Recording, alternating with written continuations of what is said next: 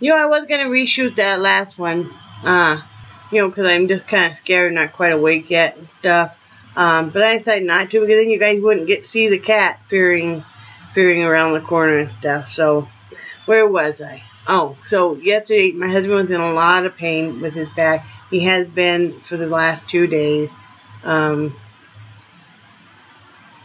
not sure what.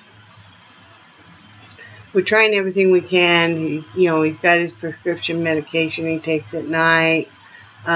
We tried the TENS unit on him yesterday. That helped a little bit. He took a little bit more leave than he normally takes.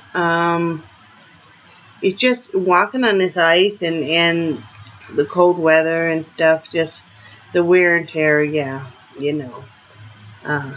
So I didn't have him bring up any more stuff for me to sort through, which I would have liked to have done, but I need to give his back a rest, and he would have if I would have asked him. I'm like, I don't want, his back is so bad, so I'm waiting for him to see if he gets off work or not, because we were gonna run into town. We needed to go pay a couple bills that are due, utility bills, like car insurance and water, and that'll be it for now. But that'll give me a chance to get out of the house, because like I say, I'll have a car all week.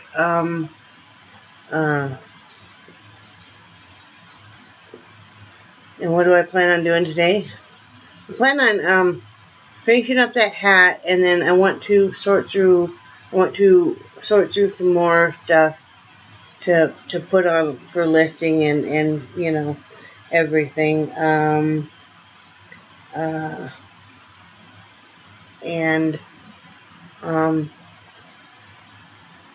probably am not going to clean house yet. I'm going to wait till tomorrow to do that, because like I said, sorting through this stuff, you get all this stuff everywhere. And I finally figured out why my asthma's been bad the last few days too, is because of bringing up all this stuff, all the dust. So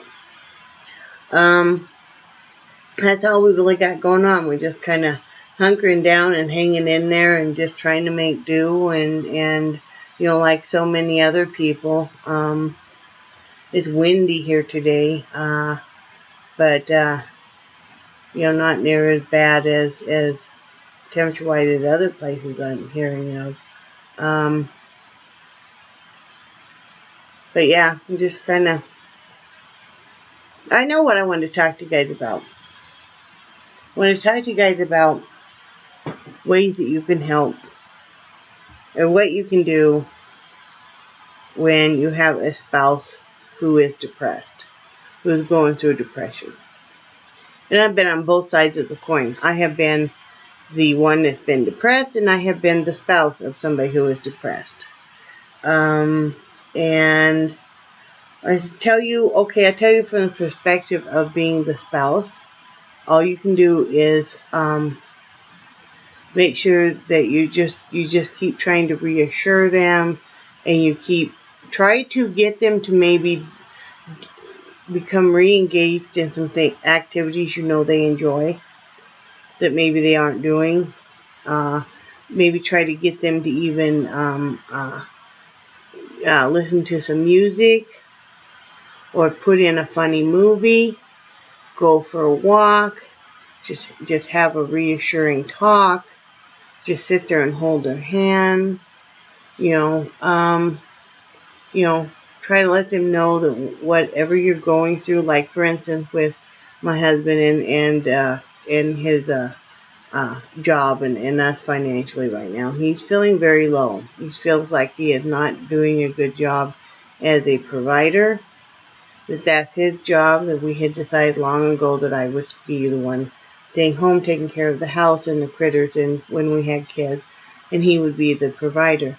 And he really feels like he is doing a really poor job the last year or so. And all I can do is just keep reassuring him. Keep reassuring him that this is the circumstances. It's not him as a person. and that we'll get through it, and I'm here, for better, for worse, like always. And I mean, we've been married for 27 years, and we've been together almost 28 years now. But that's all you can do, and just keep reassuring them and keep letting them know how much you love them and how important they are. You can't, and realizing you can't fix their depression. They have to be able to fix their depression. All you can do is keep being there for them, and not take it personally that they're depressed, that it's not your fault they're depressed, that it's something within them. It may be chemical, it may be, circumstantial, genetic,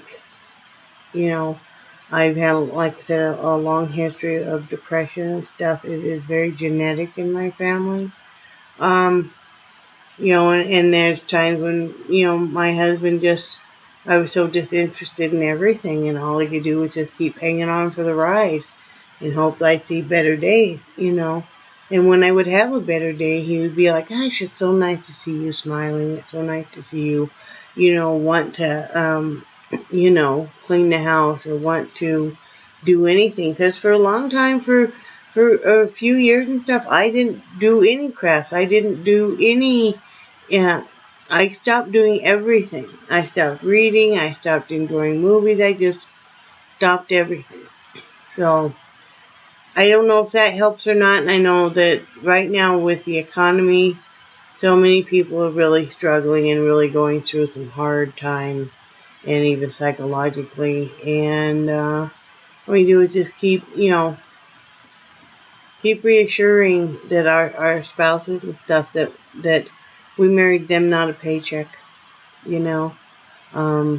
So it'll all eventually work out, and it'll be another story sometime, some years later, that we tell. Well, yeah, when we went through, our version of, the Great Depression, and this is, what happened, and we, it'll be one of those stories we tell our kids to help fortify them when they're going through a hard time.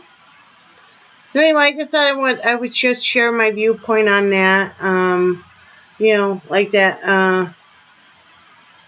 My husband's a little more subdued than he normally is, and I know he's really struggling, and stuff. We've had a number of things happen that have been major setbacks and stuff. But, there's one phrase that a friend of mine told me a long time ago. Actually, he was a counselor, and he said, and it was the only really good thing I ever got from him, but he said, remember this: when good things are happening, this too shall change.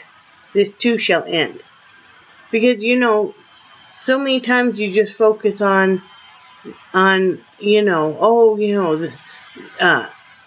you act like when something good happens that it's just, this is the way it should always be. No, that's a rarity. So when everything is going like it should, and everything is good, this too shall end. Because, and I don't know, I've always looked at that and really kind of laughed and stuff too, because it's like, that's true, if the good things happening weren't so rare, we wouldn't just really, celebrate so much. Life is a struggle, and but look at our ancestors and all the struggles they went through. And then I come away with, wow, if they could do that, I can handle this. So, things will work out. They always have. They always have worked out for us. So,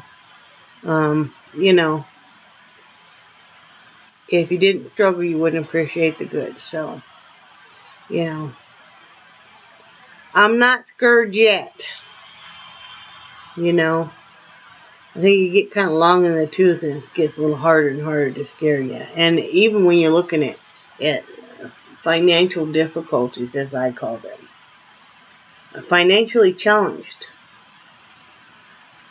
but health-wise, we're okay. I mean, yeah, my husband's in a lot of pain and stuff, but, you know, nobody's terminal with cancer, and nobody's, you know, so sick that, you know, you're worried about them passing away or anything. So, you know, yeah, when you're dealing with life and death, the financial challenges don't seem near as important. You know, speaking of which, you know, we just all were mourning the death of David Bowie and stuff. He's such a phenomenal artist and stuff. So, yeah.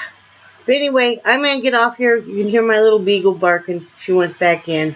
I need to go get a diaper on her butt and get a few things done.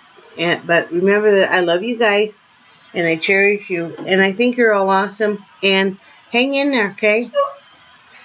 And I will talk to you guys tomorrow. Bye.